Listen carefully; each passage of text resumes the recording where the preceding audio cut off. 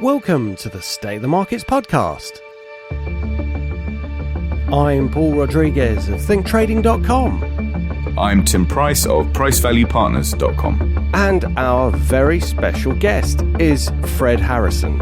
So, Fred Harrison, welcome to the show. It's a real honor to have you on. Thank you. I'm pleased to be here. Thank you. So, Fred, if I may say, my description of you perhaps is that you're an economic archaeologist. I wonder what you thought about that term, whether you think that describes potentially how you've approached the field of economics. Yes, I'm afraid that economics today, both in theory and in practice, is in a mess. And it can't be unraveled unless we go back to the origins of whatever it is we're supposed to be exploring. The concepts of economics are invented basically in order to sustain a particular system. Well, if one's happy with that system, all well and good, no problem. But if you're not happy, if you think there's something fundamentally wrong, then you have to find out why we tolerate something that's persistently wrong in the system. And that does mean the archaeological, or as I would call it, the evolutionary approach. How did we get here? And that means tracking back to the roots, no matter how far back they go, and establishing the turning points to determine what happened, why it happened, and can we correct what happened back then? And I guess we can see the effects of that in our society today, and we can see what's wrong. We can't necessarily see what's wrong without the lens that you've created to make us be able to see it. Both Tim and I have a kind of a city, history of in the markets. And if I may speak a little of my background, when I learned economics, I realised that it didn't really have much bearing on what was actually going on in the real world. And having worked for some major city institutions, I realized that the economists that were running it didn't really have an understanding of what was going on in those fields either, mainly because they couldn't see such events like the crash coming. And even when it was upon them, they still really didn't believe it was happening. But of course, in hindsight, they told you exactly why it happened. But we can get on to why that actually occurred in those ways, because you've done an incredible amount of work in improving the way that people can view the lens of the way the economy works. And you've also done an incredible amount of work to try to speak to the people in power to prevent them from causing these problems that we have seen, which we will get onto. Before we do that, I just wanted to learn a little bit about your history and where it all began. You were born in Cyprus. What do you remember about your early life and how that shaped your decision to become a journalist? Well, my father was in the army and he toured camps abroad. So I spent my childhood in army camps in Germany and Singapore, basically.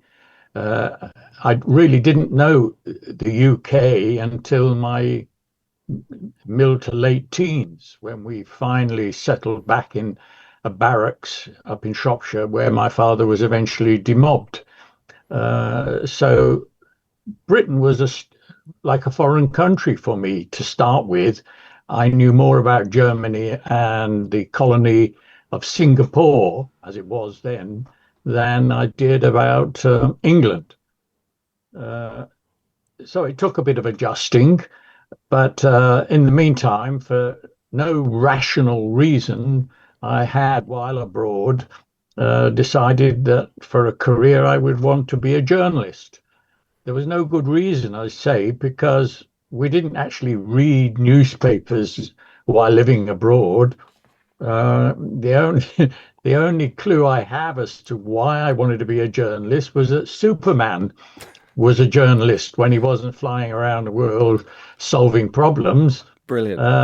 And so perhaps that really was because I did used to read the comics.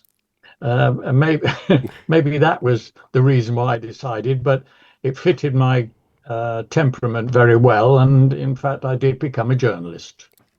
Amazing. So, by the way, Tim, jump in because I'm otherwise I'm going to keep just sort of asking questions. You hog that mic, Paul. You go Okay, ahead. okay. So please butt in when you're ready. Yeah. Okay. Yeah. Okay. Fantastic. So, as a so you decided at an early age to be a journalist, which is this is such an incredible journey that you went from a journalist to being an economist and then being perhaps the greatest economist that we've ever had, we've ever seen. And No, not enough people really understand that. And I say that, I don't say this lightly. If you don't know about Fred Harrison, you need to learn about Fred Harrison. And your history is absolutely phenomenal. And you are one of the most accurate economist out there. well, There's no doubt about that. let's not overdo it.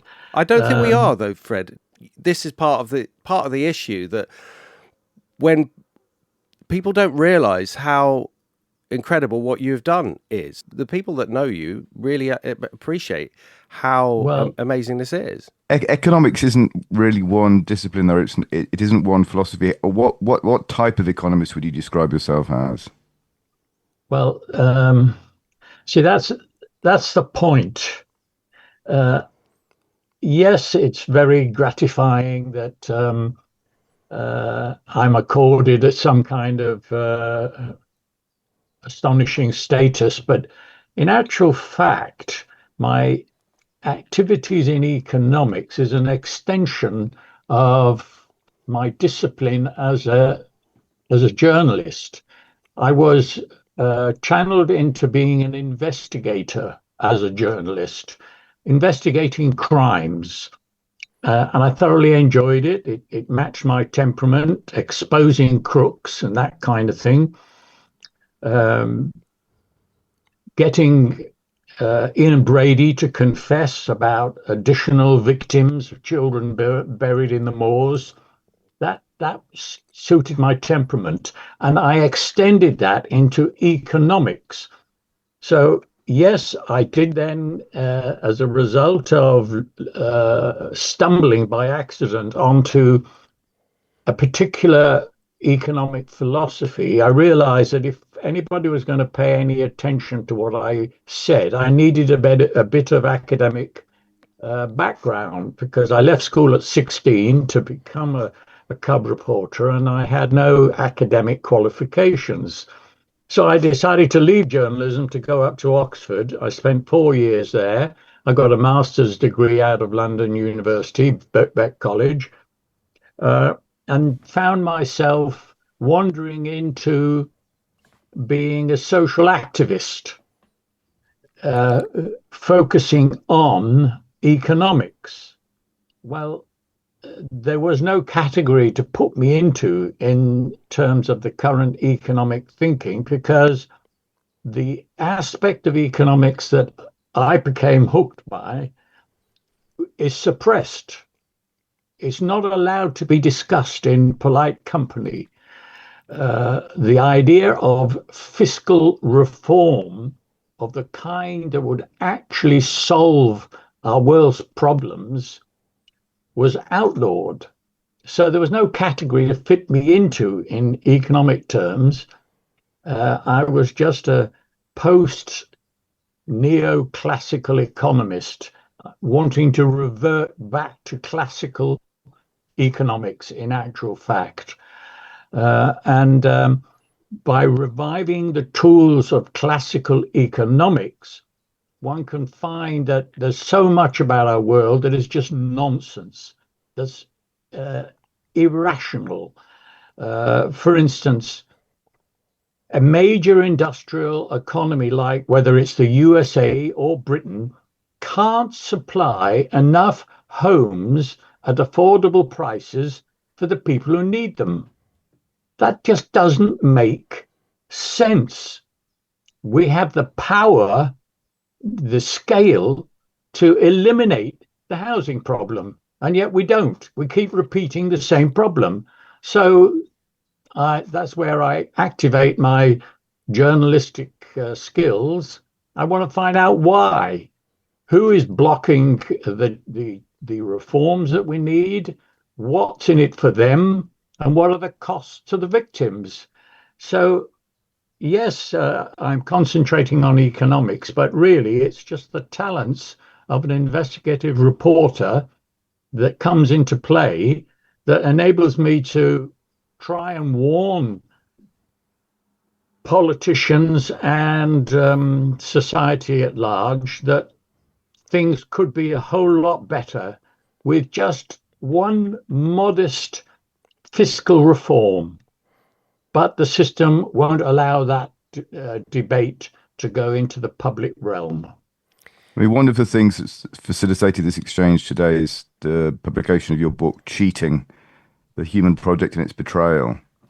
And one thing I was surprised at reading the book is, in part, would it be fair to say there's quite a moral aspect to it, which I was a bit of a surprise to me, almost a spiritual element to it. Would that be fair? Well, yes, it's fair because economics isn't, if it's approached properly, isn't isolated as an economic activity separated from us as moral human beings. It's just part of what we are as humans. But that's one of the problems, you see, Tim. We've narrowly isolated economics as a discipline and separated it from those elements that make us human. So we're not able to engage in our economic activities as full human personalities. We have to compress our personalities to fit these curious theories that just happen to serve those with the vested interest in keeping things exactly as they are today. So to get to the nitty gritty of things, this is going to be a bit of a spoiler alert for people who haven't read the book yet. This is kind of my synopsis, that wealth used to be defined as land, labor, or capital, and then land mysteriously, but probably under the influence of landowners, got removed from that equation. So the value of land was never recognized by economics. Well, that was one of the necessary steps to suppress people's understanding of why we have these ridiculously trivial problems which persist. And even the concept of land value is misleading, frankly. And this is where I'm now committed to accepting that I've become part of the problem. People like me and the movement that I've been committed to for the last 50 years, when we talk about land value, we immediately mislead people in a way that becomes a barrier to their understanding of what needs to be done. And so I've been wasting my time. What is it that I'm really talking about? Well, the crude way, the way that my colleagues and I have been advocating reform for the movement goes back 150 years, frankly. But the way I've been involved in it for 50 years has been to tell people that I think it would be a great idea if we taxed your land value. Whoops, immediately the barriers, the shutters come down. My land value and you want to tax it? Well, no, that's not actually what I'm talking about. So why do I tell people I want to tax their land value? I don't. As far as I'm concerned, we should untax people's property, their homes, anything that they lawfully own should not be taxed. So what am I going to replace the revenue with? Well, what we're concerned about is that the services available to people in the locations where they live or where they've established their businesses need to be properly funded. So people should be paying for the services they receive. a location charge where it has to be a single charge that we collectively pool into the public purse, where it's not possible to pay for individual services. So I ought to have been talking about a location charge, not a land value tax. So you see, even the people who are keen to make the change to solve the problems have got to engage in introspection to come to terms with the fact that they've become part of the problem. I've been part of the problem for most of the last 50 years by misleading people into thinking that I want to tax their land value. And the answer is no, I don't want to tax your land value, mate, and nor do I want to tax your home. All I want is a responsible citizenship where you pay for the services you want in the localities where you live. Look at it like this. When we choose where to live, we decide that we want a 4-bedroom semi-detached house, whatever, right? In addition to that, we look around and we say, look, I need good transport, hospital, school facilities. I want to be near a park for recreation. I would like to live by the river with a nice aspect. And I'm willing to pay for that. Fine. And as it happens, we do pay for it. But hang on, there's something wrong. Governments keep saying there's not enough revenue. Why? Well, because when we as homeowners decide where we want to live or to set up our businesses, we determine the buildings that we want in the location where we think it would be ideal. And then we also calculate the additional value of those services that we need access to, and we put a price on them. And if we can match the price other people are willing to pay, well, fine, then we get to live in that location. And we offer the money, the value of those amenities in the locality, but we don't give it to the agencies that are actually supplying the services. Who do we give that money to? We give it to the homeowner whose property we're buying. Well, as a consequence, governments don't have enough revenue. They end up coming to my door, banging on it and saying, well, sorry, mate, you didn't pay the money that you were willing to pay for the access to the amenities in the locality. So because you gave it to the previous owner of this dwelling. So now we're going to have to tax your wages. This is an insane arrangement because it's not the land value that we're talking about. It's the locations, public and private amenities in the area where we want to settle. So part of this problem is semantic, though, isn't it? Because the very word tax, most people, when they hear that word, immediately just switch off because they're not interested, because they equate it with theft, which is something I would do. But if we can find a more appropriate term to describe these things, people might more easily understand it. Well, I was thinking of the term land equalization payment. I wondered whether that was a fairer way of describing what you were describing. Well, an equalization, no. Because if someone in the centre is receiving something better than somebody who's in Blackpool, then you're trying to equalise the fact that the land is more valuable where in the centre, and that's where I was coming from. And it's to say equalisation kind of suggests fairness. Payment, yeah, okay. Well, there has to be some form of payment. It's not going to be zero, but it is a difficult problem. I've spoken to many people, try to explain this concept, and you end up being accused of being a Marxist, a communist, all those things. Exactly. And I've had to push back against it. Say no, that's not the case. Let's talk about an example. Like let's use me as an example. I bought my house towards the end of 2000, and let's say that it's worth more than what I bought it for. Is that a good thing? No. Many people would say that is a good thing. I realize that that isn't a good thing. I don't want it to be worth that amount of money. And you might think that sounds insane, but I don't want it to be worth that money because I've got 2 children who need to buy a house, which means I've got to find another couple of million, or they have to buy similar properties if they wanted to live here. So all it means is that you end up with an inheritance tax problem. If you try and pass it on, you won't be able to. And then eventually, you're no better off. And do we really own anything? So looking at your book and looking at that problem, I can see the problem. I can see exactly what you're saying. I don't think I'm a cheat, and I know why you're using the term cheat. I would take I would say I'm not a cheat. I'd say a cheat is someone who knowingly deprives someone of something that they are due.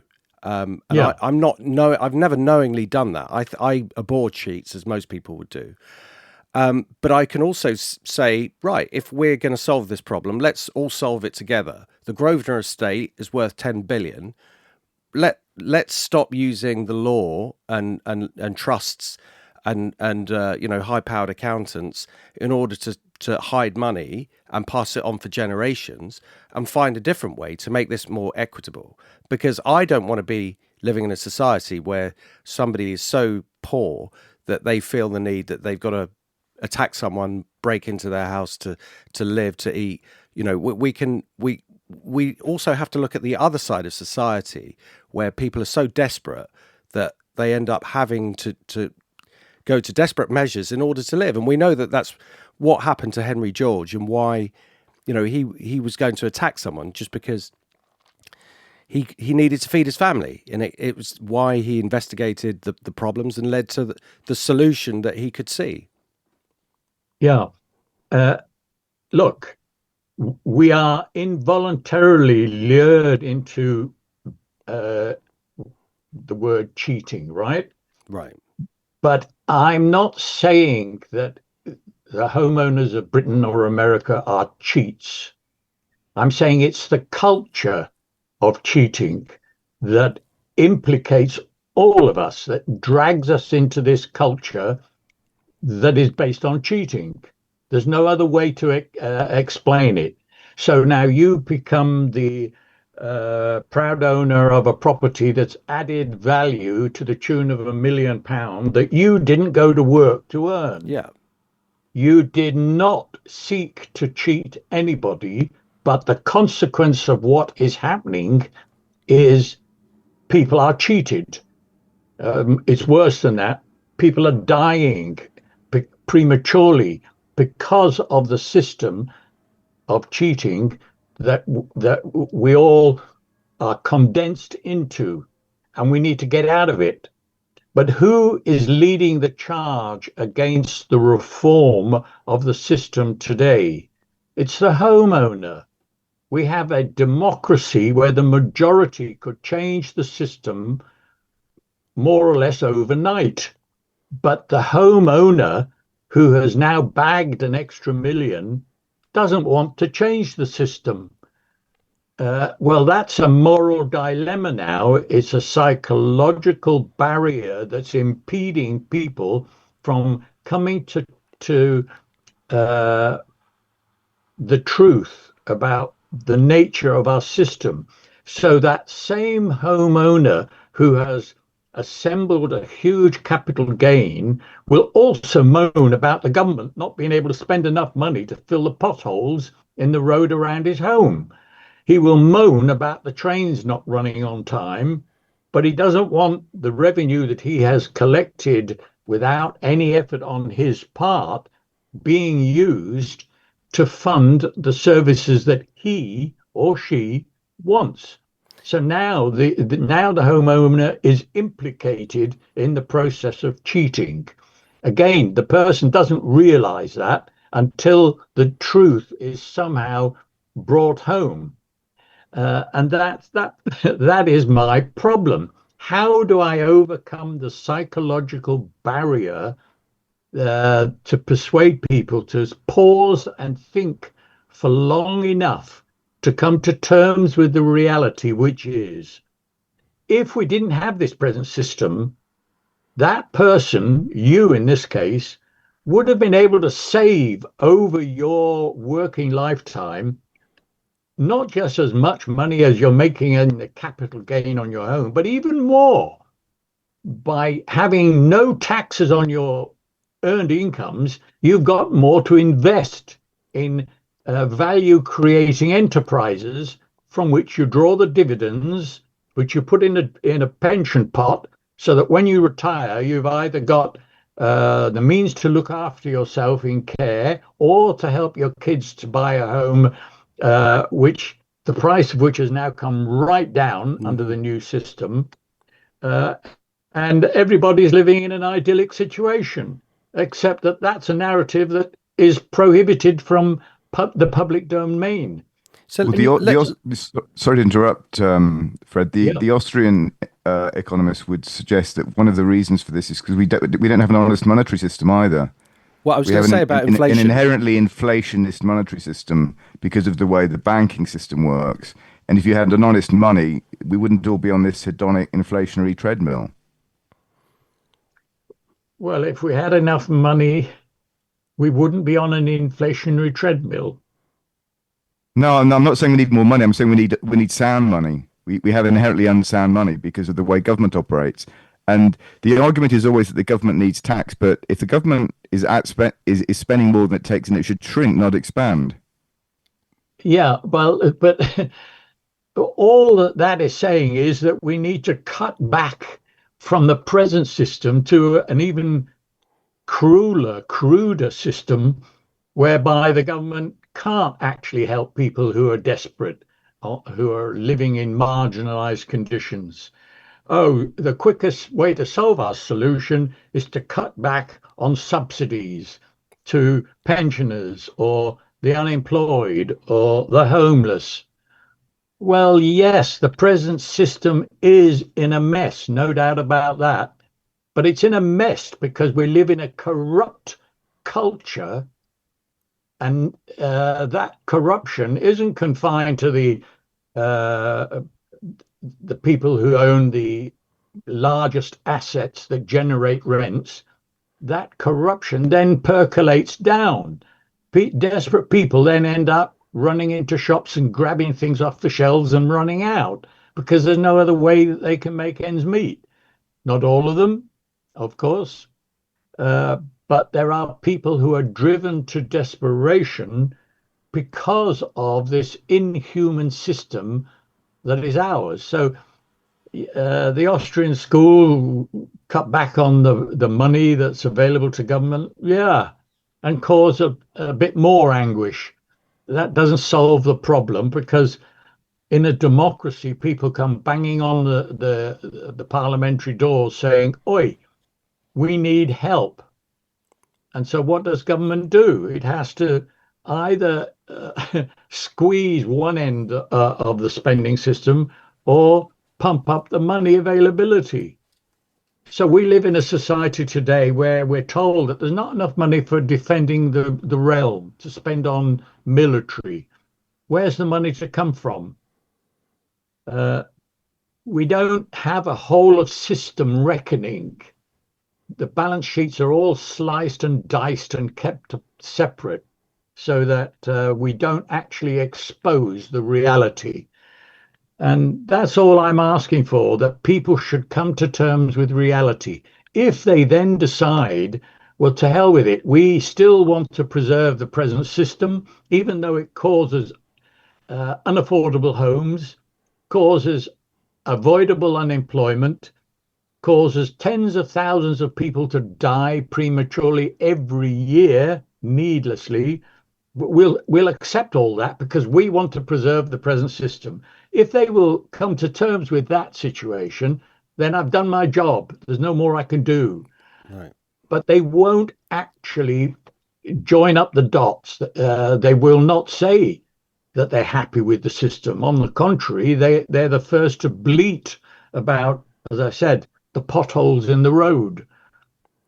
But they don't want their house taxed in order to pay for the holes to be filled up. Oh no, somehow the government has to magically conjure up the resources to do what they need doing. Well, it can't be done. I think the problem there is that what most people think is that it's an inefficient government. It's an inefficient use because they're paying tax left, right, and centre. They're also paying, and the standard of service is just getting worse in the process. and they're paying, council tax for local, supposed local amenities. They pay tax on their earnings. They pay tax every which way, but they don't. They see the increase in the value of their house go with the increase in value of their shop, go with the increase in the value of the pint of beer that they buy from the pub. So they see that as an inflationary problem. They don't see that as it all being connected. And you can't break off a bit of your house and use it as your spending. You could borrow money against it, but then you still owe money to pay back. This is why I'm saying the whole house price rise is an illusion. It's not something that is actually very useful unless you sell up and go, to another country where prices are cheaper. But then you're not living in the country you want to live in, or the place you want to live in. So these are the problems that we need to overcome in order to convince people. And also, if I look back to when I bought my house, I was struggling to pay a very high rate of interest on my mortgage. I could have lost the house. I could have, if I didn't work hard in my business or whatever I was doing at the time, it was a chance that it was going to be taken off me. And then to think that I could have, what's the opportunity cost? Where else could I have invested my money? I could have bought Apple stock, perhaps. I could have bought something else, which I didn't. I invested there. So people will think of those as arguments. Why should I have any investment that I've taken away from me? People who bought Tesla at the low or Bitcoin, they might say, suddenly you want to take that off me. Now, this is the way that we need to get to people thinking. If we all put our cards on the table, if the richest of the rich and everyone all the way down to the new homeowner can in one go hand over that money, and also we've got to trust that the government is actually going to take that revenue and divide it fairly. Would there just be more corruption and somehow that wouldn't be enough? I mean, it would be extraordinary if that was the case, but would that be a problem if we even then did it? How could we practically do it is kind of the crux of what I'm trying to say. Well, to make the reform a fundamental one, it can't be done overnight. In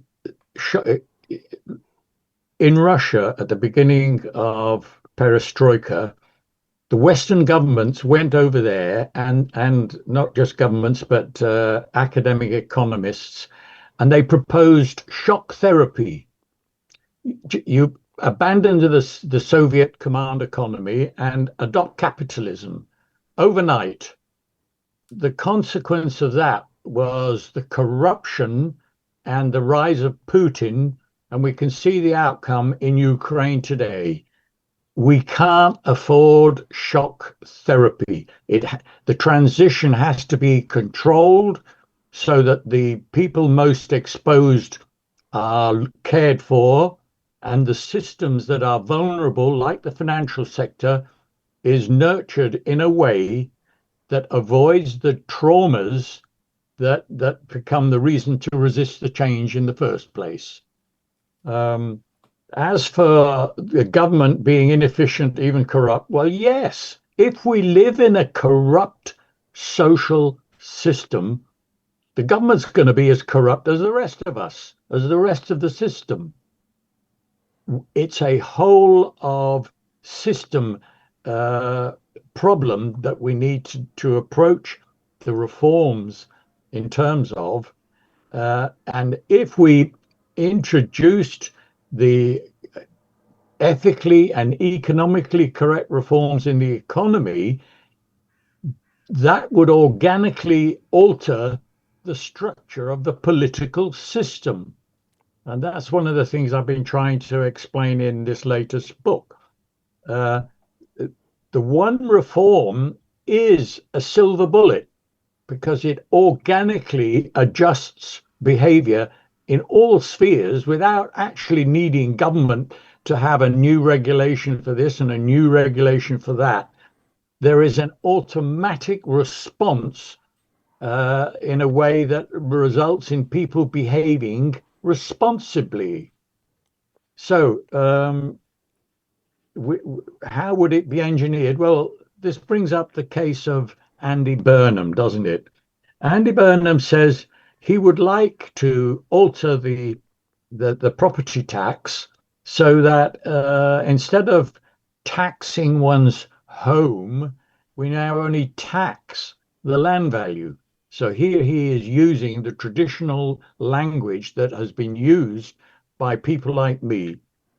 And instantly, the right wing press, and you only have to look at today's Daily Telegraph to see the impact, immediately they fight back. Oh, the government wants to tax your home. It's a mansion tax. Well, how many people in Britain live in a mansion? They don't. But of course, that is like cultivating an attitude that the government is against you because you live in a house. The Englishman's home is his castle. Well, no, it ain't. The castles are occupied by the aristocracy, and we lived in crummy squats that ended up being council houses, and now the middle class can buy their semi-detached homes. But we're still living in this corrupt system that we track back to the past that now engulfs all of us. And we're not going to make the change unless it's done carefully with democratic consent over a period of time that enables us to control the outcomes. So has he got it right or has he got it wrong? Sorry, can you? Yeah, as Andy Burnham, is he on the right path or has he got it wrong?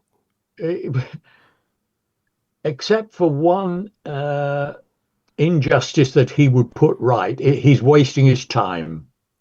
The injustice that would be corrected is this: the people in London who really do live in mansions, the 3, 4, 5 million pound dwellings in Westminster and Chelsea and Kensington, they pay less in council tax than the poor buggers living in the northeast of England, whose homes are worth 100,000, 150,000. Those people are paying more into their council purse than the guys who are living in London. Now that would be equalized, to use your term, in the sense that the tax would be proportionate to what we pay to live in each location. If you want to live in Kensington and enjoy all the amenities that are available in the centre of London, then you need to pay for them properly and pay the agencies that are providing those services. Whereas if you live up in Hull with far fewer services and the quality isn't as high as those in Kensington or Chelsea, you pay a lot less. Now that is the equalization process in action. That's the fair system that Andy Burnham would achieve. But that's it. We're talking about 2.5–3% of total government revenue being realigned. That's not going to make any difference to the housing crisis, the unemployment crisis, the inflation, and all the rest of it. It won't have any systemic effect at all. So Burnham has to be told he cannot achieve the growth that he talks about just by introducing the one reform at the level of the local property tax. So if he was here right now, what would you say to him? What does he need to do? He needs to begin, first of all, a conversation with the people of Britain. Explain why this system is rotten, not just in Westminster, but in the economy. It's not that our people working for their living are corrupt. It's just a rotten system. And it emerges through the pricing system that is distorted by the tax system. But the tax system is distorted by property rights. Now we can see why we have to retrace our steps to go back to the beginning to determine, are these property rights really legitimate, or are they based on a fraud? And the answer is they're based on a fraud. So I'd explain to Andy Burnham, begin the conversation, tell people you're not going to introduce this reform for the remainder of this parliament because there's not enough time. First of all, the conversation needs to be conducted so that enough people come to understand the reform that's required. Then put it to an election. If people decide they want to stick with the present system, that's their democratic right. And then they should stop bleating about the whole potholes in the road. If they don't want the system change, they put up with all the negative consequences and accept responsibility for them. Now we do reach the point where we can say people who vote for the present system to remain as it is are committing themselves to being cheats. At the moment, no, I wouldn't call the people of Britain cheats. They are living in a culture of cheating. But if Burnham began that public conversation, if it ran for 2 years, and then he put it to the public in a general election, and if the general election said, nope, we want to stay with the present system, so be it. But the consequences are, as I've already spelt out. Whereas if the public say, no, this sounds great, because we'll all be better off. The economy would be flourishing. We would be saving so much more money for our old age. Our kids wouldn't be suffering. Then so be it. It's a democratic decision. I was struck reading the book that it came across effectively as, in terms of the historical aspect, it comes across almost like a history of psychopathy, that every leadership class pretty much through the ages has been thoroughly corrupt and, well, approaching something evil. So, in other words, trying to reform the system's all well and good, but it's easier said than done because the system naturally wants to perpetuate itself. Yeah, and so that's why I use the concept of catharsis. The conversation, if it's conducted in a calm and collective way, with all the information, all the evidence presented, the objections addressed, we end up with a cathartic effect for the individual and for society. Now we can enter into a new period where relationships at the social and at the personal individual level begin to transform themselves, and we end up with something different to the system that we have at the present time, which is purely based on the culture of cheating. What's incredible about your history, Fred, is that you were involved in the period of the fall of the Russian, of the Soviet Union, of communism, trying to change that system, and you were making inroads until they had the opportunity of this clean slate. But it's incredible what actually happened, that the West came along and basically scuppered it, because for whatever reason, could it be that they saw that Russia would have this huge advantage, or do you think that they just didn't really think that was going to work and they just wanted to perpetuate their model? The West couldn't allow a different kind of model to the one that we practice, and we lacked the power to alter the events in China, and we can see the consequence. They are now taking over as a global power in the economy and eventually in politics.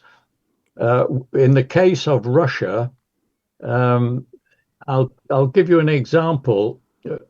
See, we worked with the topmost economists in Russia who agreed that the sensible way to a competitive market economy was to retain in public ownership the natural resources collect the rental revenue from those resources to fund the public goods that are needed by the new growth, the infrastructure that would be required to shift to a capital-based market, free market economy.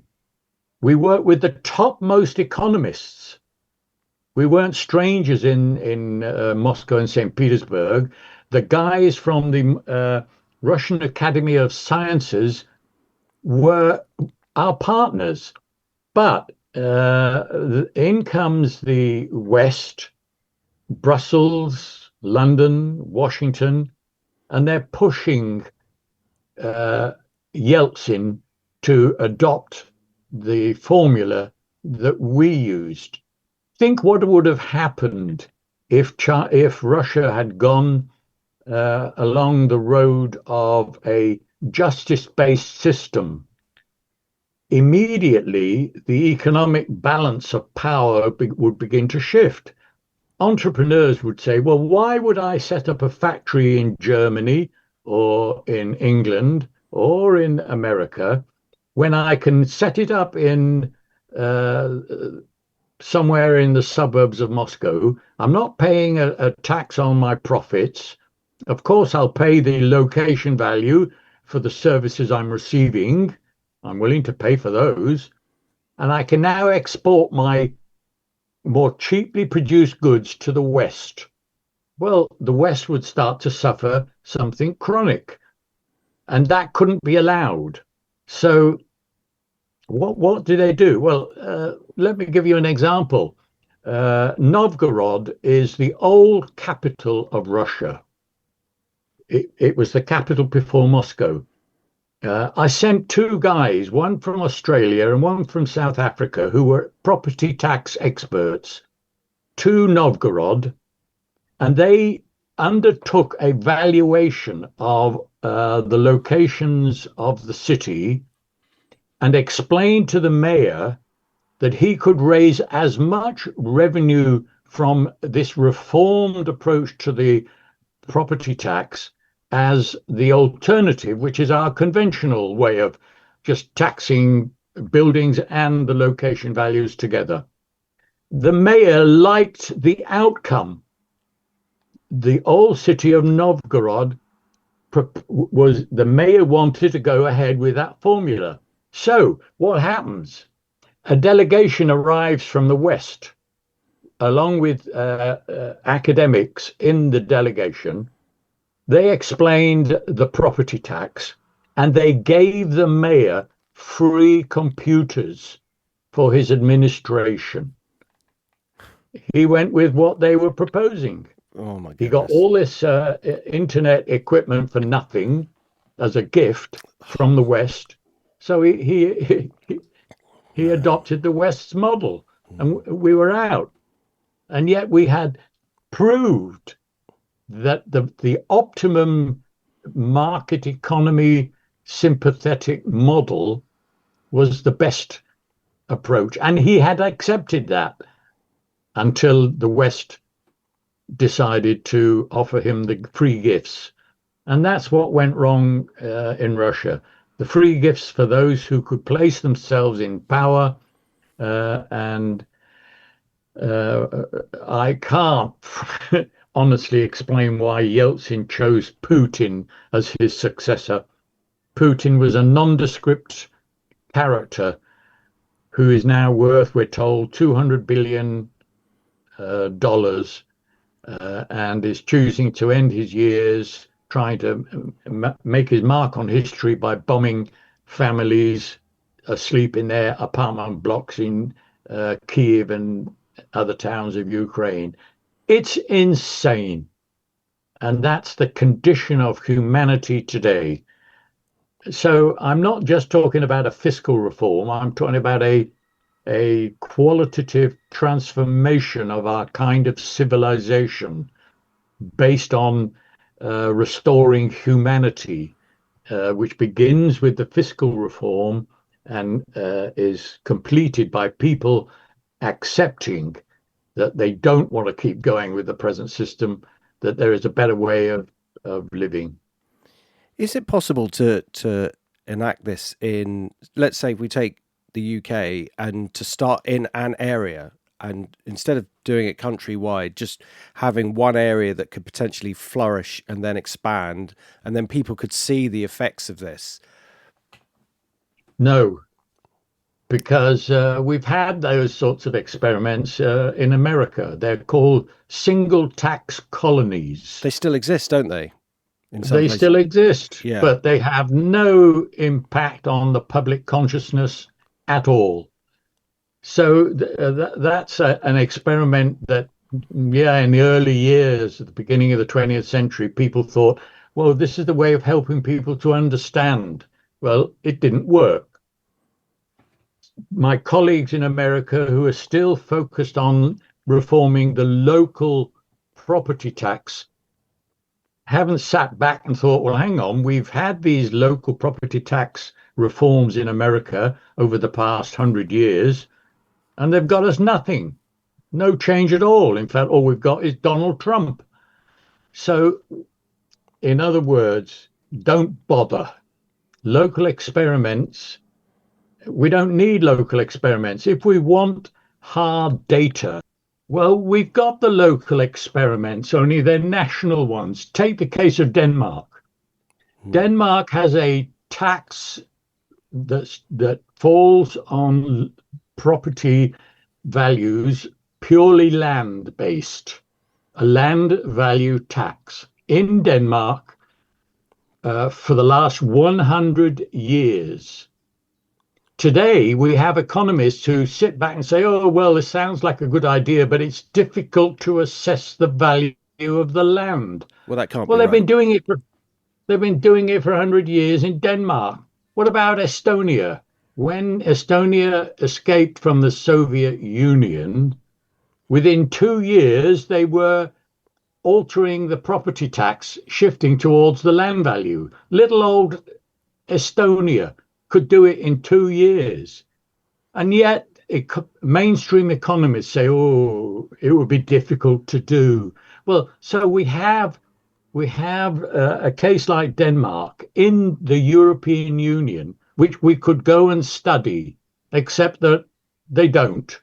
Why not? Well, because that would raise questions that would be embarrassing.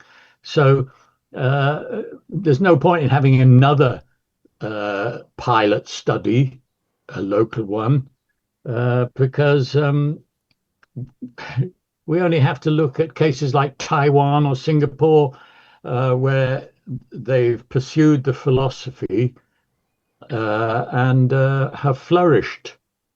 But there's no debate about the secret, the so-called secret of why they are successful, because that would be embarrassing. So we have to go back to the beginning and try and stimulate a national conversation, which I do stress in my book that is what we need, before the politicians get on their high horses and say, oh, I'm going to change the local council tax in favor of a land value tax. They should start by saying, let's have an objective analysis. Let's get all the data together. Let's not rely on what the Treasury says, because the Treasury perverts the conversation with the data that it favors. And well, to illustrate that particular thing, I quote the case of the guy who was the topmost economist in the Treasury for many years, who became the head civil servant there, who, when he raised the possibility of taxing land values, he publicly said in a seminar, they looked at me as if I was insane. This is how the Treasury reacts to any suggestion of a deviation from the conventional approach. Even a guy within the system who was at the top of the system couldn't get the Treasury to shift, even to talk about it. He says, they looked at me as though I was insane to even raise the issue. So the Treasury's out of the debate. Forget it. We need to start from the grassroots and get the conversation going.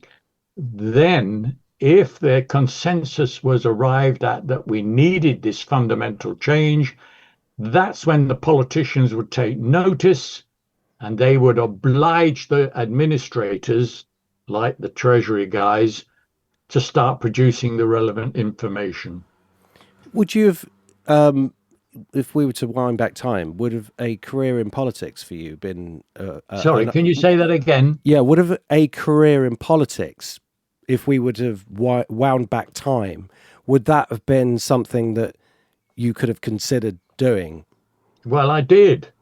And I tried to stand as a Liberal Party candidate in the late 1960s, early 1970s. I stood in several elections. I was beaten by the Tory candidate, fine. But then I decided there was no point in persisting with it because I realized that if I was in the back benches, I would make no impact in Parliament, even if I did manage to get elected. So my newspaper used to give us time off to be parliamentary candidates in general elections. So I did take the time off. I did go as a paper candidate, but I worked in the Liberal Party's office rather than going around the streets because it was futile. I wouldn't have got elected, but I realized that even if I got elected, it would have made no difference. So I decided that being a social activist was going to be more fruitful. Well, that didn't turn out very well either. But there you are, I made the choice.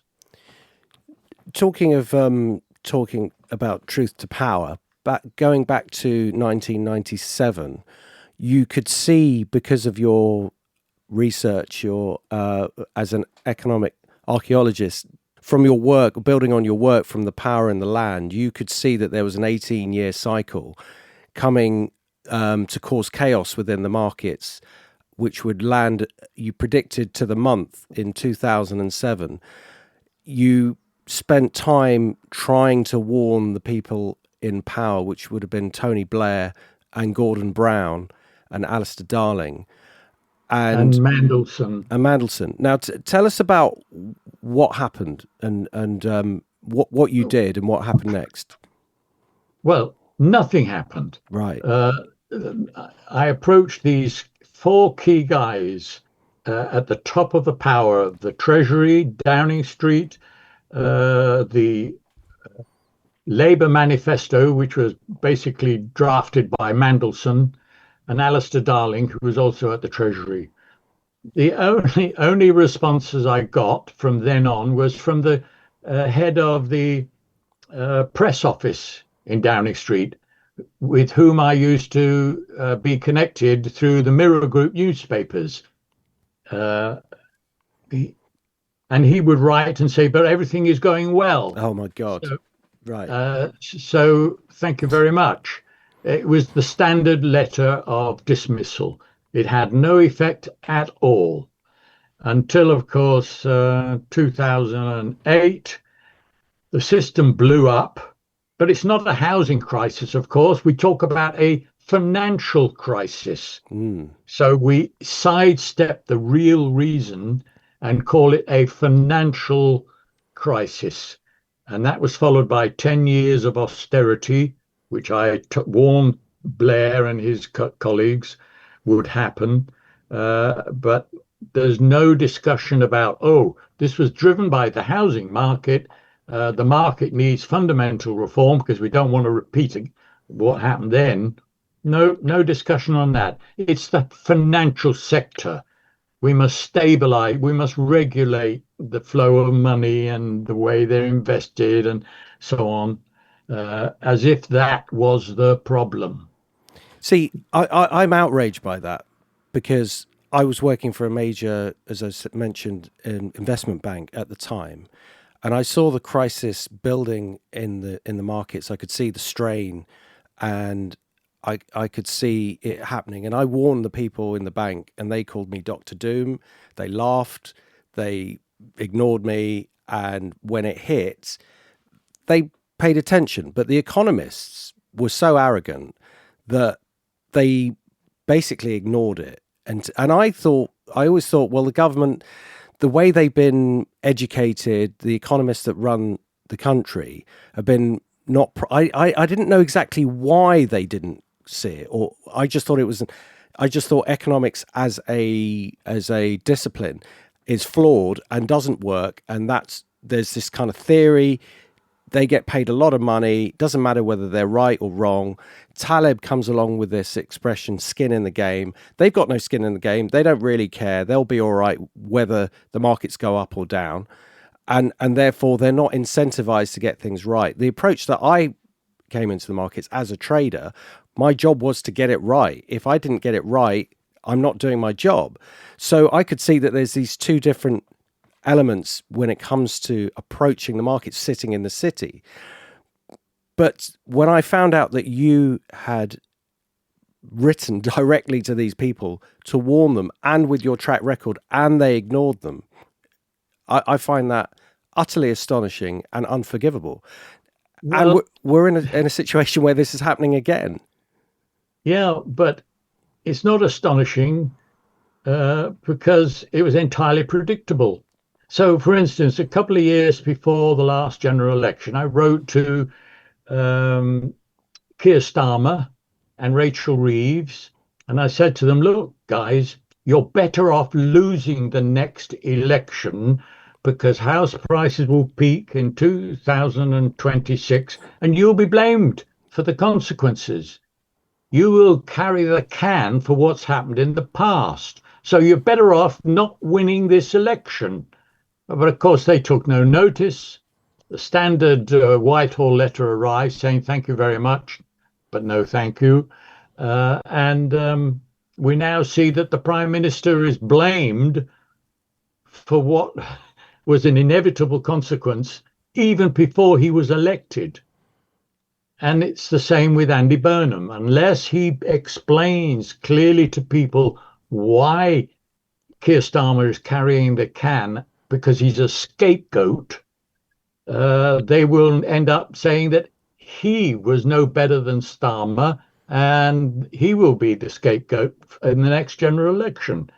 But it's all preordained.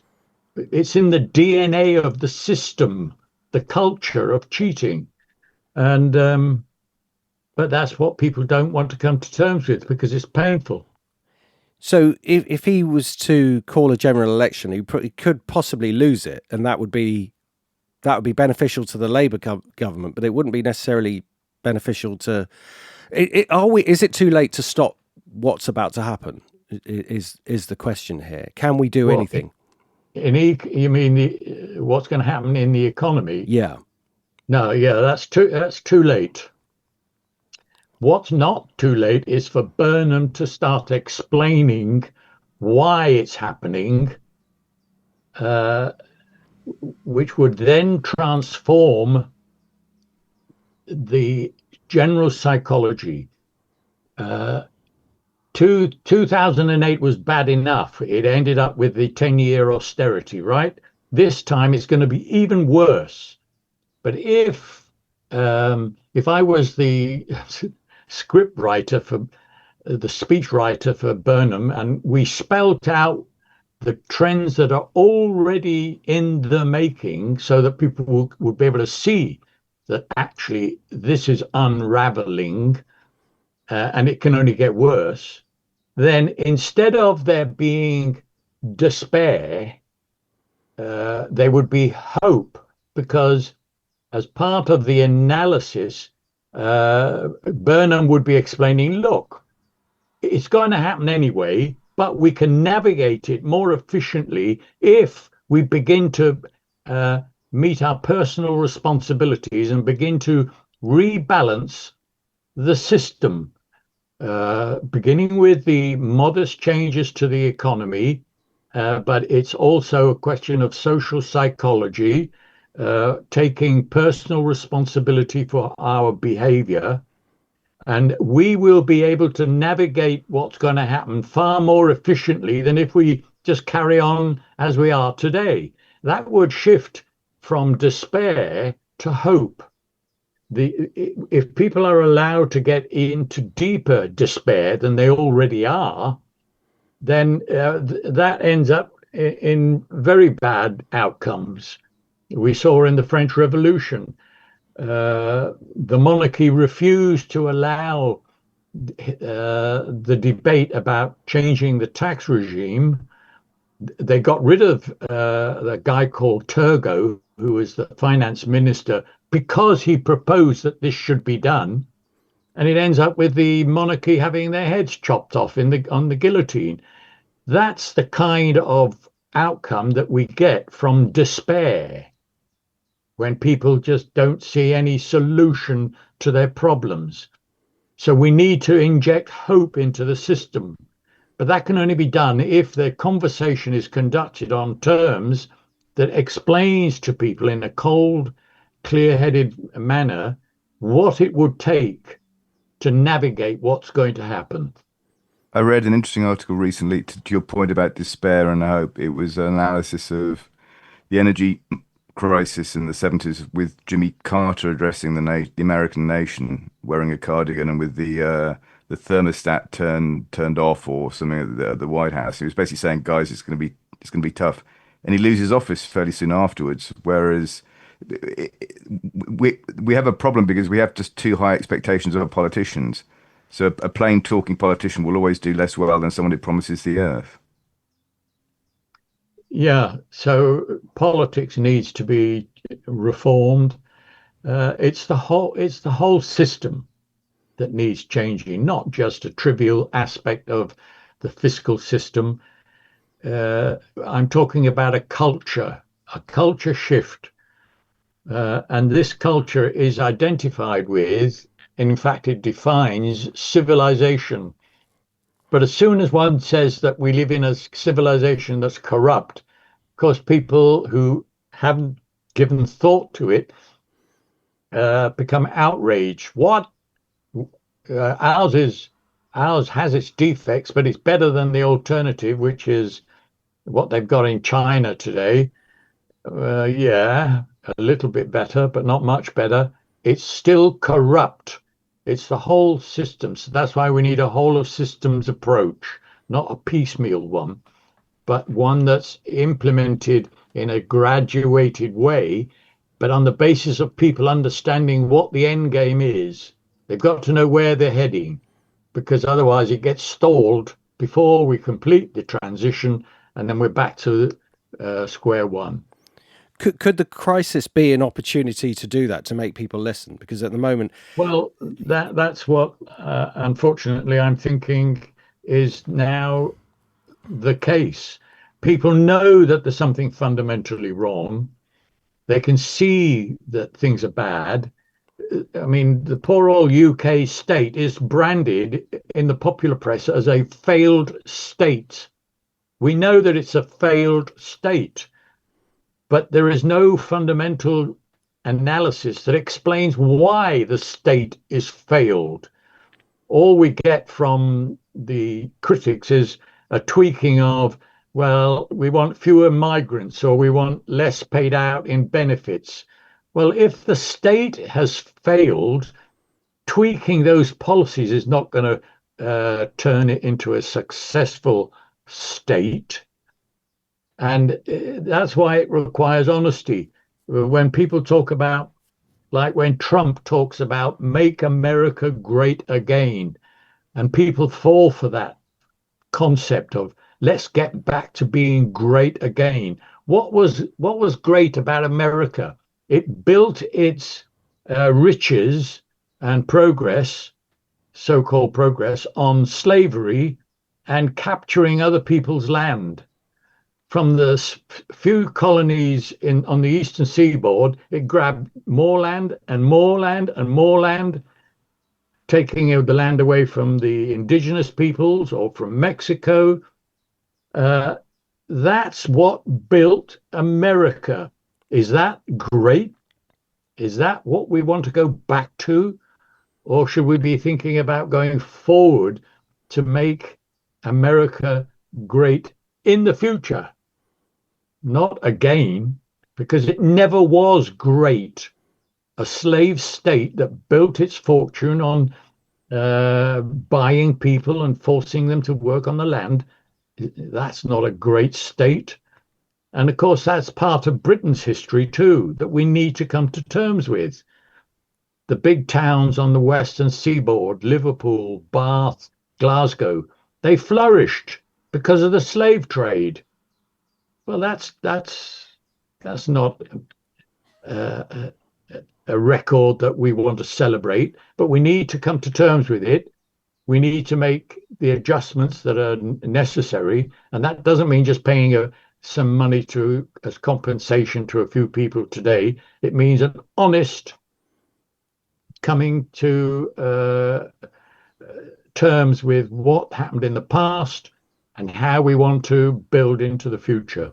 But we did then dismantle international slavery via the Royal Navy, so we were able to course correct. The Navy did what? Well, the Navy helped him. We were surely one of the first countries in the West to abolish slavery and then use the power of the Royal Navy to ensure that other countries had to follow suit. Yeah, So, great. Having become a rich nation on the back of slavery, then we say nobody else should become rich with slavery, and we oppose slavery. Great. Yeah, it's true. the sins of the fathers can't be attributed to the sons, though. I mean, there has to be a statute of limitations as to how far we're all responsible for what our ancestors did. Yeah, and of course, let's not forget that when we abolished slavery, we compensated the slave owners.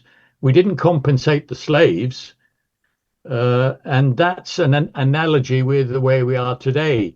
Why should we compensate the people who own expensive residential properties but for changing the system? They would be compensated in the sense that they would be liberated to become richer than now, based on an ethical approach to rebuilding the nation. That's not a message that can be got across in a few Sound bites. But a politician who had the platform of being the prime minister could begin to mobilize a debate going that just might, and it is, we only have to look at the problems that we have today. Immigration is a crisis.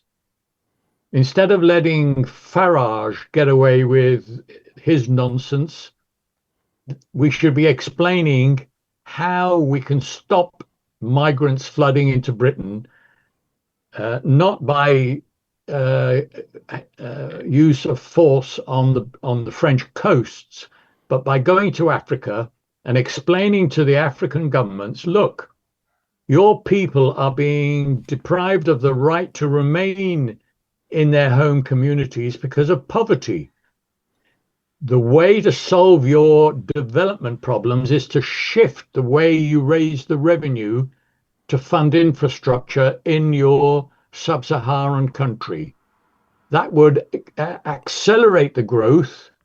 People wouldn't want to migrate and to get onto boats to cross the Mediterranean and then across the English Channel, because they were now able to prosper in their home countries. But a British government is not going to be able to do that unless it's willing to make the same reform in its home country. So that's why I say that one of the existential threats that we face today is political paralysis. We can't advocate the correct solution to stopping the mass migration unless we also accept that the same formula needs to apply in our home country. So you identified 4+1 threats in your book, and yeah. So political paralysis being one of them, migration being another. Do you want to just spell out the others? The environmental crisis. Most people will accept that. They can see it happening to coastal cities being flooded, towns being burnt down in Spain. The turn to autocracy, well, again, we can see that that's happening as elections are held. And the fifth one is the artificial intelligence problem. Again, no one or very few would challenge that what we're doing to our children is a crime against humanity. And that's only the beginning of the artificial intelligence threat to humanity. But there are these 5 threats, and they're all converging on the one spot in time. And we are a failed state that can't even hire enough soldiers to protect ourselves against Russia. How can we mobilize enough resources to deal with 5 existential threats that are coming to ahead all at once? It's traumatic. So, taking the AI question, technology, how do you see? You said that it's a crime against our children. What exactly do you mean about that? What is wrong with technology? We've seen an incredible development where we can speak to people all over the world. We have access to all the information on the internet that we could ever want. We can learn about all the different things. We're having this conversation by dint of this technology. What's the problem? We're not paying for the benefit of it. Well, correction, we are paying for the benefit, but we're not doing it in the right way. We are paying with the knowledge, with the humanity that's being poured into the algorithms, that's resurfacing as hundreds of billions of dollars of profits for the tech owners. If we paid the full rental value of the resources that we were using to achieving what you referred to, then we would be paying a lot of money. And parents would say to their children, oh, but for every extra minute you're on the phone over the course of 5, 6, 7 hours a day, we're having to pay more and more and more rent for accessing the natural resources and social resources that make possible the use of the phone to talk to people on the other side of the world. There's a rental charge, and we're having to pay for that. And we can't afford you to be on the phone for 7 hours a day going through all the rubbish on TikTok. So you are confined to half an hour a day. That's all we can afford. Personal discipline. Parents say to kids, that's all we can afford. Because otherwise, the rental charge for the time spent on the phone goes up and up and up, and it breaks you. Well, it can't be done. So what's happening today is that we don't charge people the rent for the use of the technology. We give our rental value in the form of our data for free, which is then cashed in by the tech guys, which is why we have the richest man in the world today is the first trillionaire. He's cashing in on us, on the rents that we generate through our humanity, and we're pouring it into his pockets. So what we need to do is, yes, it's a wonderful technology, but it's no different to the previous technologies. The railway revolution was a wonderful achievement, but we poured the money into the location values of the railway stations into a few pockets, instead of saying, gosh, the net income over and above the fair profit return on that investment should be pooled to paying for the infrastructure in the towns where the trains are stopping. No, we gave it all to the railway barons, who were called the robber barons at the time, and that ended up in a big bust. Technological progress repeats itself every time. It contributes to all of us increasing the net income, the extra rent that no one person produces. We all produce it together. But instead of collecting that revenue to fund the common good, we allow a few people to collect it for private income. So The good news is that Keir Starmer is solving the problem of kids on the internet by booting kids off the internet. yeah, well, yeah, that's another trivial attempt by a hopeless government that says we need to regulate. Well, the regulations don't work. They keep going wrong. We regulate the banks, but that doesn't stop the booms and busts. Yeah, that's a good point. So we talk a lot on this podcast about education and how our education system doesn't seem fit for purpose. And in the area of economics, that seems to be one that is glaringly obvious, because when you went to Oxford and you got your PPE qualification, what did you look at it and say, was it helpful to you, or could you just see the flaws immediately in what was being taught to you? And No, I'd like to lead into the corruption of economics argument that I find absolutely fascinating. no, I realized that I needed to get a degree from a decent university in order to be treated as not a nutcase. If I was just a reporter without academic qualifications, if I stepped outside the boundary of reporting for my newspaper, nobody would have taken any notice. But hang on, I went to Oxford. Oh, we better take notice of you. I've got a master's degree from the University of London. Oh, well, that's wonderful. Except, of course, it doesn't make any difference at all. It just deprives those who want to preserve the current system of the opportunity to dismiss me as someone who doesn't know what he's talking about. If I went to Oxford and London universities, hang on, he must know what he's talking about. Even so, we don't want to hear what he's saying.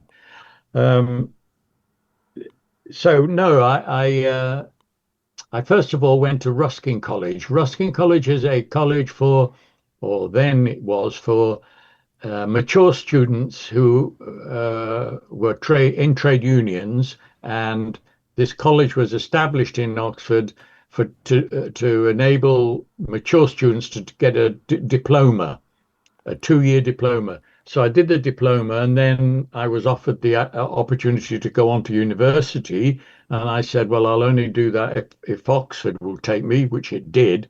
So I switched to University College, and I spent 2 years to get the degree.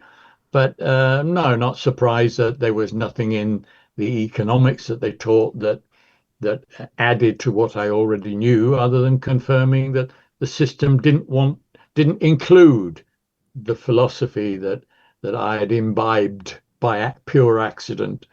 But I got the degree from Oxford. Big deal. Okay, so what?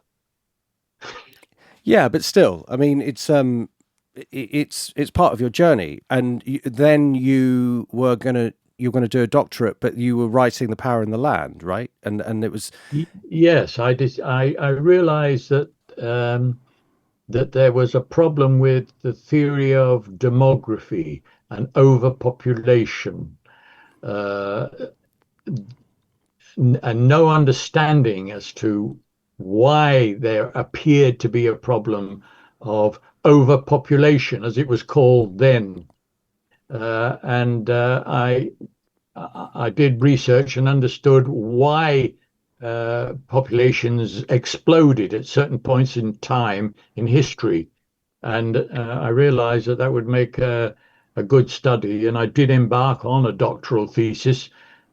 But I then began to write a book called The Power in the Land, which assembled the data on why the modern economy kept booming and busting. And I stuck with completing that book, which meant I abandoned my doctoral thesis and I never did return to it. So The demographics have changed quite a bit recently, haven't they? Because my understanding is that the global population is probably shrinking now. Fertility rates have collapsed, certainly in the West. Yeah. Yeah. Well, Because there's a saying about China that China grows old before it ever gets rich, because they had this ridiculous one-child policy, and they had it for a sufficiently long time that they may have run out of time to correct that now. yeah. Well, it shows that China is not the model uh, to be copied at any level. Well, no planned economy can be. Well, there is a reason why China has to uh, take control of Taiwan, because Taiwan is a model that serves as an example for the rest of the world in terms of prosperity and general happiness of the working population. Taiwan broke away. The people of who escaped from mainland China were driven off, uh, landed on Formosa, as it then was called, and they built their system based on the exact formula that I'm advocating. The consequences over those decades since 1948, the people on Formosa, now Taiwan, flourished. The economy boomed. It's now got one of the leading tech companies in the world. China can't allow that to continue for ideological reasons. So they've got to take the island, not because Formosa belongs to the territory of China. It's because unfinished business. Mm. Going back to the beginning, early in the 20th century, there was an ideological conflict between Chairman Mao, who wanted Karl Marx's model, and the first president of the Republic, a guy called Sun Yat-sen, who had read Henry George and John Stuart Mill, and he decided that if China became a republic, he would introduce a revenue system based on the model of collecting the revenue from the rents. Well, Chairman Mao wasn't going to have that because he had read Karl Marx. So Karl Marx reigned supreme ultimately, but Sun Yat-sen's crowd went on to Formosa, built this flourishing economy where the per capita income is twice or three times what it is on the mainland, and the Communist Party can't allow it. So that's why they want to take control of Taiwan, not because of some fabricated story about them wanting to reincorporate the land into mainland China. It's an ideological dispute that they lost and continued to lose. So there are these systems, you see, that we could examine and learn lessons from, but nobody wants to learn those lessons, or very few people. Part of the of that plan doesn't allow foreign ownership of property. I understand is it in Singapore where they have many properties that are built for the public, and they are at modest prices. They haven't risen, and it means that families can live and flourish in relatively affordable housing. But it's not like we can suddenly go over there and start buying up, swathes, or other companies can do that, and that protects the value of those properties, and it makes it so that the people there can go about their business, and instead of having to work 2 or 3 jobs just to pay a mortgage to someone else, they can actually contribute to the economy, which is the problem that we've got here. But one step of that is to prevent foreign ownership of your of properties. Could that be a first? I know you said not to do things piecemeal, but could that not be a first step where we would say you have to live in this country in order to buy a property? Well, yeah, but it's fiddling while Rome burns. It's trying to tweak the system with no measurable real impact in terms of the lessons learnt. So I've come to the conclusion that it's all or nothing, Right, I see. really.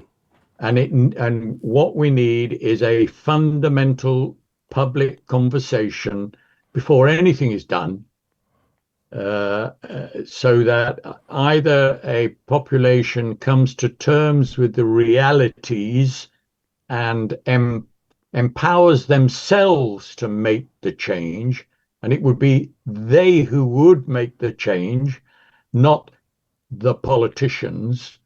It's only when we get to that state that we can contrast this with what happened in Denmark, right? Denmark is one of the happiest nations on earth today. They have a land value tax, but it wasn't a tax that was suddenly introduced in 1926. And so that's why they are now prosperous. It actually began in the 18th century, where the king turns out to be an enlightened guy who got rid of the aristocracy by liberating the serfs, so that the farmers became small-scale farmers in their own right. And from that basis, having got rid of the aristocracy, who were the main, in places like Britain, barrier to change, the king got rid of that influence in the late 18th century. In the 19th century, they introduced the educational reforms so that adults could go during the summer break after they finished collecting the hay and doing all what needs to be done with cattle. They could go off to these adult colleges to pursue their education. So the 19th century was one of raising the level of education of adults in Denmark. So once they had got this idea of a land value tax from Henry George's book called Progress and Poverty, lo and behold, it was through those colleges that the conversation began. And in 1926, they introduced the reform. So now we have in Denmark not the full application of the land value tax. They don't collect all of the rent, but the basis of their society is one where they don't moan about paying for the infrastructure that they want. And if that means increasing an income tax, okay, let's increase the income tax. If they want the potholes filled, we have to pay for it. Let's not moan about a capital gains tax. The attitude is different because of that 200-year history.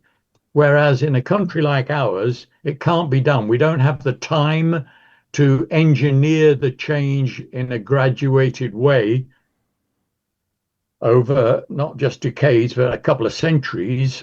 It has to be done by everybody engaging in a conversation that's led by people who are not directing the conversation, but are making sure that all the relevant information is being made available so that people themselves can assess that information and exercise their freedom to choose. But if economics was taught properly, then there'd be more people in positions of power who would understand what the problem is.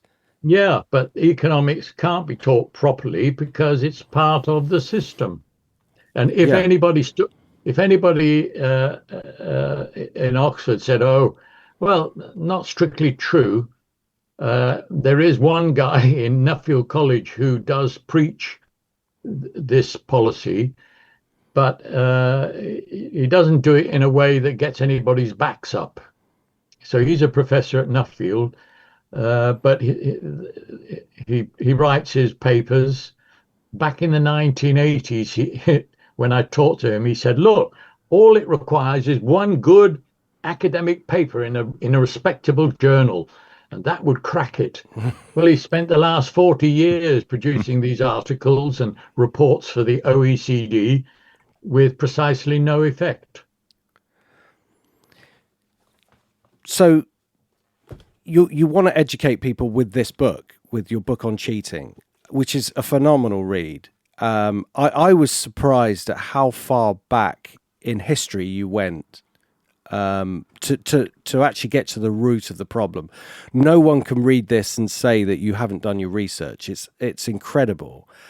Where would you identify the first signs of cheating? How did it happen that we went from people toiling the land, working together, and like living in relative harmony, to a situation where people have come in and seen an opportunity to deprive a group of people for their own cheating gains?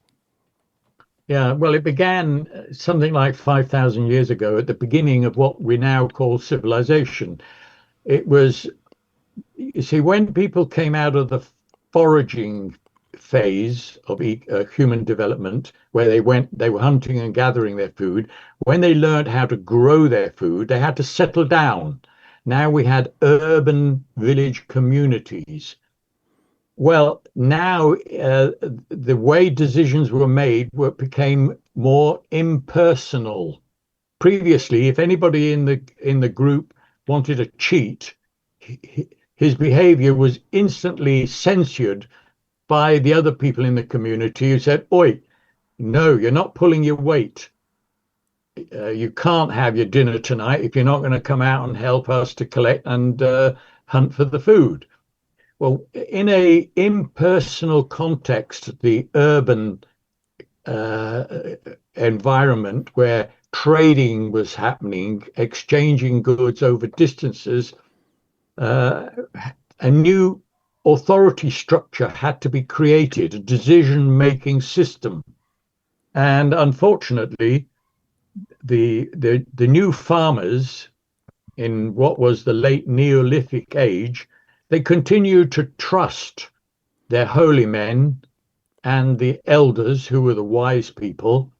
They trusted them because there's no other way that they could do it. They hadn't got the knowledge to protect that additional revenue that they all helped to create, which was invested in the common good, in the infrastructure of being human. And so a few of them began to cheat, but couldn't be censored because they lived somewhere else.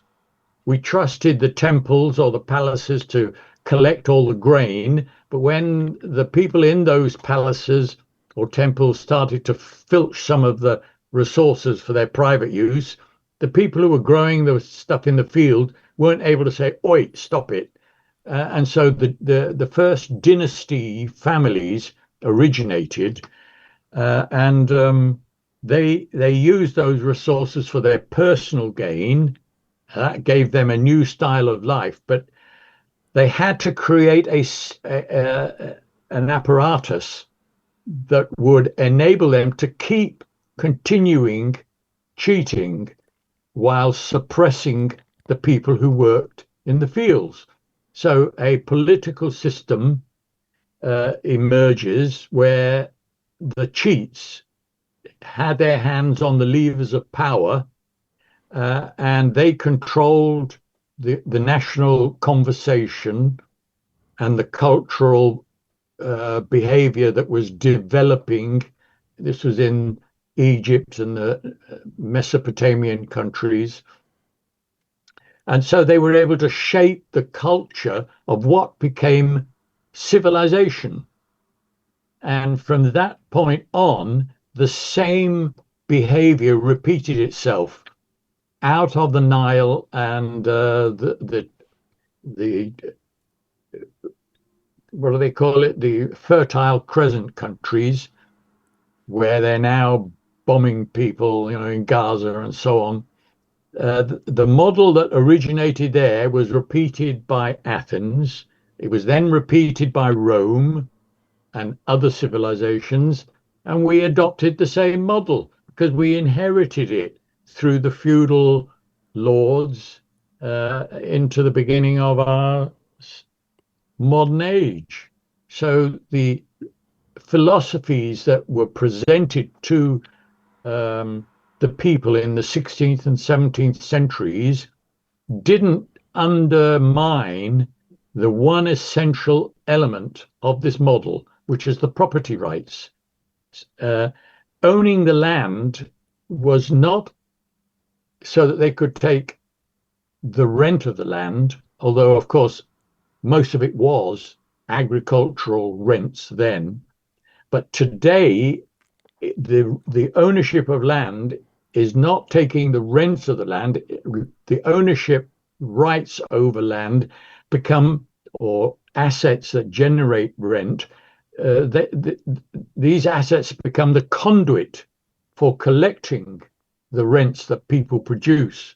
So as a homeowner, I don't actually own the location values around me, but I'm not going to let a guy move into this locality and buy my house unless he pays me the location values and not pay it to the government. Otherwise, he can sod off. I won't sell him my house. So that's where the power is now. Owning the land is the conduit for grabbing what you don't actually own. No homeowner would claim to own the London transport system that takes people to work, but those railway stations add value to the locations. Well, what right have I got to collect that value as a homeowner? I've got no property rights in the railway system, but nobody's going to move into my house unless they pay me that location value. So there you are. There's the power. So the power comes, the injustice comes from the people who have paid for that new rail system that's now improving the value of your house don't live in the area. They live in other parts of the country, and they're having to pay for improving something that they're going to get absolutely no benefit from. Well, and that's why it's so pathetic that the London right-wing media complain that the people in the southeast are transferring money to the northeast out of the tax system, when in fact it's actually the reverse that's happening. People around the country continue to subsidize London and the southeast, and that those subsidies are captured in the form of location values, which are pocketed by homeowners and business owners who own the real estate. So the reality is the reverse of what we complain about, what we talk about. So in Scotland, you had the example of, is it King James? Sorry, my memory of it is I should have written it down somewhere. But was it King James VI who then decided that he was deigned by God to be able to own the land, and then it's the reason why Scotland has fallen behind fallen behind England, and there's this big disparity in life expectancy between Scottish people and English and Welsh people, I guess, because of this. It's traced all the way back to this decision which is a repeat of, as you've said, other civilizations, where other systems where they basically said, look, I'm deigned by God to be special, and therefore you've got to support me. You've got to give me the fruits of your labor so I can do my inverted commas work. And that's part of the cheating. But we see the direct consequence, which you've talked about, how the life expectancy in various towns in the north are much lower than the UK and only explicable by this.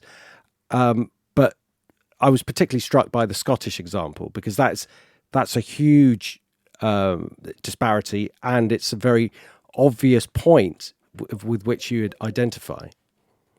Yeah, it's just that's why I call it a crime against humanity, this culture of cheating. It's just heartbreaking. They had all the while up till the 16th century, the clans of Scotland were behind this Hadrian's Wall. So they weren't contaminated by what Rome was doing to the rest of Europe. But then Rome collapsed. Scotland succeeded in maintaining their Gaelic clan culture up to the point where a Scottish king decided he wanted to be the king not just of Scotland but of England and Wales, and he had to adopt the approach that was being deployed in England, which is to privatize the land. So he told the chiefs, the clan chiefs, you've got to become the landowners.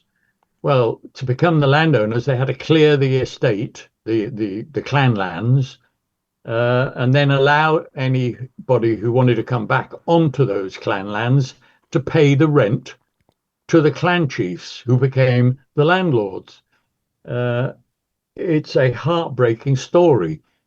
Scotland is now right at the margin, despite the level of education, the industry of the people, the riches that could prevail in Scotland. The level of despair is so high that, yes, Scotland has more people dying of overdoses of drugs than anywhere else in Europe, because the shock to the cultural system was almost immediately. Whereas in England, the shock has been going on for so much longer that now it's the white working class kids that are at the bottom of the scale, but they don't overdose on drugs. They just go for subsidies and just tap their phones and waste their lives away. It's all horrendous. It's a bleak story. It's terrible, but none of this is discussed in the terms that it should be in Parliament. And that's why maybe Andy Burnham, if he twigs on to what really needs to be done, just might begin a social revolution. Are you going to be writing to Andy Burnham? I will. I shall be spelling it out in any way I can, but a letter to him, which of course I will send to him with all the documentation, will be intercepted by his staff, and it won't get through. But if you make it an open letter, then it doesn't get cut out that way. I will be using public platforms.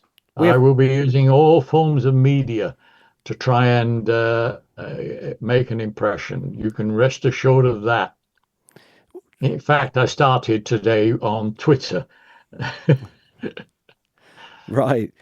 Well, anything we can do to help, we will do. I mean, we occasionally come across people who have like connections in this regard. So if anything like that happens, I will make sure that I'll do whatever I can, whatever that might be. I was just thinking that with regard, you mentioned that the problem in the Israel-Palestine problem, this intractable problem, could be solved by taking the land value and sharing it amongst both the Israelis and the Palestinians, working together. If that were to happen, A, it would be an amazing development, but B, it would be one of the most public and obvious examples of how you could go from a system that is where people are just tearing each other apart to one that could be flourishing, and it could be the model that changes everything. So it could. There are so many, but there is one of them.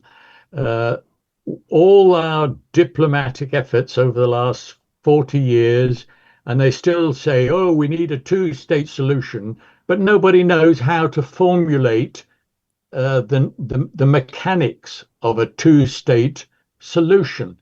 So it needs some people who can gain access to the media to explain that the model exists.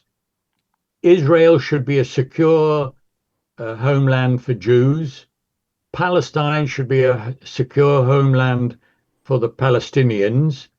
But since they're neighbors, they're working with each other, they're contributing to this net income, this additional value that arises through cooperation.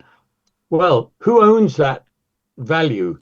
If Israel helps the Palestinians to boost their economy, and then Palestine begins to flourish, some of the rents surely were created by the Israelis. Right. Well, why not? And vice versa. A lot of Palestinians go into Israel over the border every day to work in Israel, helping to push up the net income. Well, that extra slice of income at the top is a joint product of Israel and Palestine. Why not say, look, let's set that income aside and we'll use it for the good of humanity. Let's use it for the good of Palestine to start with, to help them to get back into a settled way of life. But then we can start using this net income, what I call a one world rent. We can use it to help the poor migrants who are struggling in Africa, humanitarian purposes, the environmental crisis. We need to remediate the damage that's done to the natural environment. We can start to fund some of that out of this extra layer of rent that both nations are creating.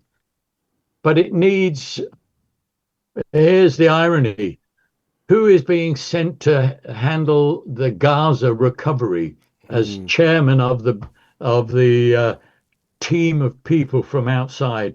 It's Mr. Tony Blooming Blair. Mr. Blair gives up after 10 years. He lets Gordon Brown carry the can for the 2008 bust. Yeah. And Mr. Blair then builds up his property empire. He gets into tens of millions of pounds in property. He's now a rich guy. He's going around the world telling people how to run their business. And he's in charge or going to be in charge of the Gaza redevelopment. This is the way the rotten culture hangs on to the power. And it's a terrible tragedy. But we have to articulate it somewhere. And so I've got it in this book. There's no point in me being frustrated that I'm being ignored.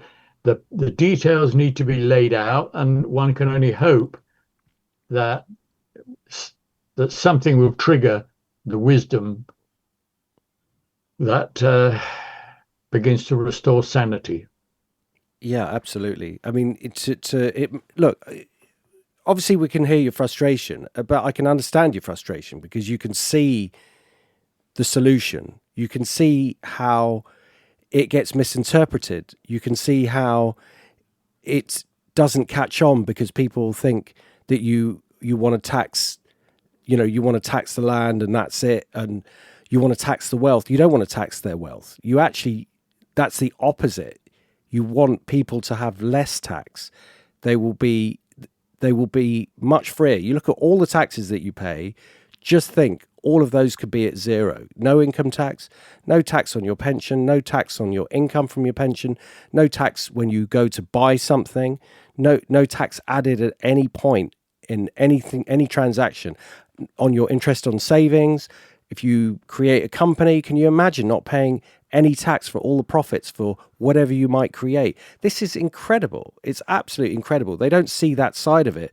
They only see, okay, we're going to tax the value of your house. Well, okay, if you took all of that away, just imagine how much more money you could have made. You double, treble, quadruple.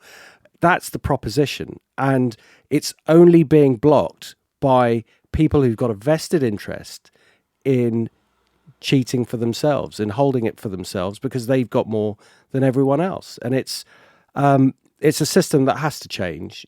I think it's going to be forced to change. But you're making inroads. You're making people think, and you're doing the right thing.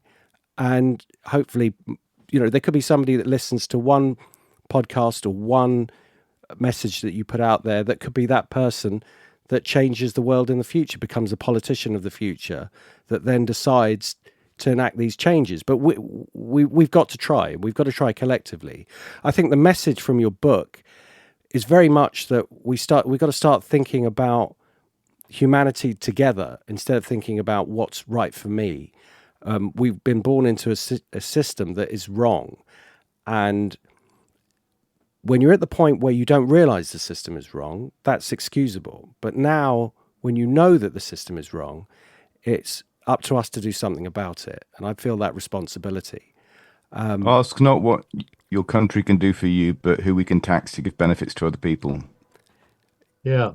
And in that regard, what should we what would be the next steps for listeners of this podcast moving forward? What should they do today to make changes? Buy a copy of the book. Definitely buy a copy of the book. Research Fred as well. I'm hoping, you see, I'm coming to the end of my journey. My practical problem is that I have a unique library of thousands of books, and I don't know what to do with it. I'm told that nobody reads books anymore.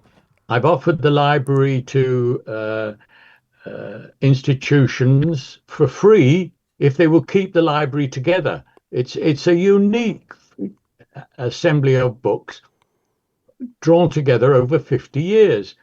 Well, my hope is that a philanthropist will turn up one day and say, money isn't an object. How do we progress? In other words, your question. And the answer is create a research institute. You can have all my books for free. Hire a few clued up people and begin to churn out the bulletins that people need to read. Have a place where honesty is the basis on all conversations, and that's what I'm hoping that will happen for my library anyway. But otherwise, you are doing what needs to be done, getting people to converse with you. We need the conversations being conducted in the pubs with our neighbours and so on. That's the way to begin to spread the discussion. And it will hopefully reach a point where there is an awareness of something happening at the grassroots that will attract the media to begin to pay attention, which will then influence the politicians. And if it takes off, it will be because people like you have done these podcasts. Well, it would be all down to you, really, for identifying the problem, which is, again, an incredible thing to have done, given that it's, I guess, staring us in the face, but you had to ask the questions in the first place and want to know the answers to them. We all know that the system doesn't work. We all talk about how politics is in the gutter and nobody seems to have enough money, and inflation's a problem. The system doesn't work. That's your central premise, but you've gone to find out why, and I think that's an incredible thing. Fred, yeah. People do need to read some books, some literature. That's available. Shepherd Walwyn does a wonderful job of keeping those ethical economics books available. And if anybody is serious about wanting to change things for the better, they do need to inform themselves, not just using the slogans that are well worn and that doesn't take us anywhere. The School of Economics as well, School of Economics and Philosophy, they run a course in economics that gets to the central problem and educates people in the right way. That's right. So the opportunities are there for anybody who really wants to come to grips with the reality. Absolutely. Tim, did you have any final questions? No, well, nothing to add. No. Just one thing. I bet you nobody's going to watch this for 2 hours. I bet they are. I'll take you up on that. Take you up on that, Fred. Fred, they will. They will. I promise you, they will. And if you are still listening, thank you. It's this is so important. This really is so important. And I know we live in a society where everyone wants everything in 5 minutes and TikTok or 30 seconds or what have you. But I know that our listeners are smart people, and they will recognise masochists, everyone. Yeah, they've listened to us before, and I'm sure they'll listen to us again. But Fred, thank you very much for the opportunity to have this discussion. Well, thank you, Fred. It's been an absolute pleasure, and contact details. Yes, where can people find you? And let's get your handles. Well, I'm on Twitter, and Shepherd Walwyn is the publisher of most of my books, and you can easily access them. So that's the starting point. Pick a book, one of the books that I've written in the past, or the cheating book if you'd like the latest, and begin to self-educate. And if you want to join my Twitter club, you can find me on Twitter.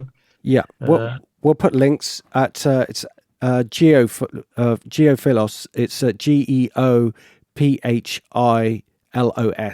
on X. Correct. But I'll put the links in, and to Shepherd Walwyn, because it's not spelt possibly the way you might think. There'll be links to your book, and once again, Fred, thank you so much for coming on the podcast, and thank you. We wish you all the best with the book, and hope our paths cross again. Thank you very much indeed. Bye-bye. Bye. This podcast is for entertainment purposes only. Please do your own research or contact a professional advisor.